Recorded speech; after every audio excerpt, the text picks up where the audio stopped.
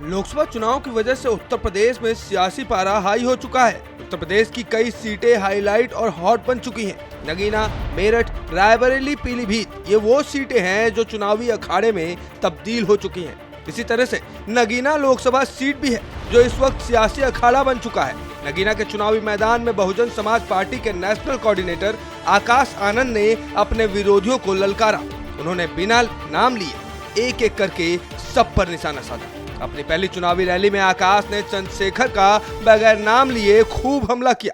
बता दें कि चंद्रशेखर अपनी पार्टी आजाद समाज पार्टी से पश्चिमी उत्तर प्रदेश की नगीना सीट से उम्मीदवार हैं।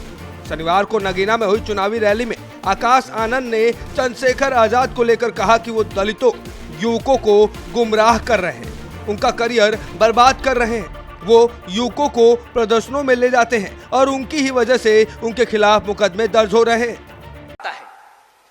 ये आदमी कहता है कि मैं सड़क पे उतरूंगा अपने समाज के लिए, आंदोलन करता है, झगड़ता है, लड़ता है, हमारे युवा साथियों को लेके पहुंच जाता है। फिर क्या होता है? हमारे युवा साथियों पे मुकदमे होते हैं और जैसे ही मुकदमे होते हैं वे बेचारे ढूंढते फिरते हैं कि भाई साहब हमें बचाओ। वो आदमी फिर यहां से छोड़ के दूसरी जगह भाग जाता है, वहां पे आंदोलन करता है और इस कारवां में हमारे सभी युवा साथियों पे मुकदमे दर्ज कराता जा रहा है। अगर आप पे एक बार मुकदमा दर्ज हो गया साथियों, तो सरकारी नौकरी मिलने में मुश्किल हो जाएगी, रोजगार मिलने में मुश्किल होगा।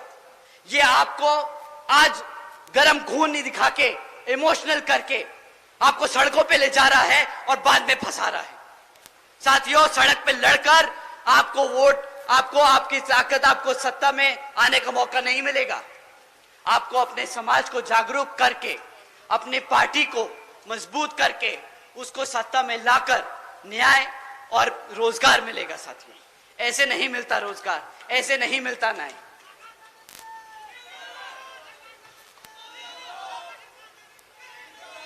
साथियों, अभी पिछले कुछ दिनों में इस व्यक्ति ने अपनी पूरी जी जान लगा दी कि वो इंडिया अलायंस में घुस जाए। किसी तरह अगर इंडिया अलायंस में घुस गए तो भाई अपनी एक सीट निकाल लेंगे। बेचारा घबराता है कि अपने आप लड़ना पड़ जाए तो जमानत जब्त हो जाएगी। परंतु साथियों, बेचारे की किस्मत इतनी खराब कि इंडिया अलायंस में होके भी बेचारा बेघर घूम रहा है। पूछ रहा है कि साला कोई एक सीट तो दे दे भाई। अब अपनी खुद की पार्टी से लड़ना पड़ रहा है। भाई साहब, आजकल जीतने के लिए क्या क्या नहीं कह रहे कि भाई बसपा का प्रत्याशी बहुत कमजोर है, वो लड़ नहीं पाएगा। हमारे प्रत्याशी जी से मैं एक बार रिक्वेस्ट करूंगा कि जरा सामने आए। आइए आप सर। अब बताइए साथियों, अगर हमारे प्रत्याशी आपको कमजोर लग रहे हैं, अगर आपको हमारे प्रत्याशी किसी भी तौर तरीके से लग रहे हैं कि वो आपके बीच में खड़े होकर आपके हकों के लिए नहीं लड़ सकते, तो साथियों आप यहां पे अपने हाथ ना उठाएं।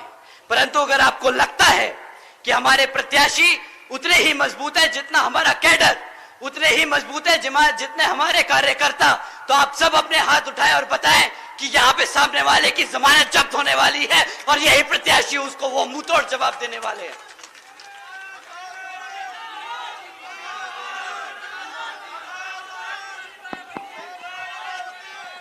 सुरेंद्र पाल, तुम आगे बढ़ो। सुरेंद्र पाल जी आगे बढ़ो। सुरेंद्र पाल जी आगे बढ़ो। साथियों, वो ऐसी ऐसी बेतुकी बातें करता है कि अब उसकी और बातें करेंगे तो हमारी बेइज्जती हो जाएगी। तो अब हम इससे आगे बढ़ते हैं।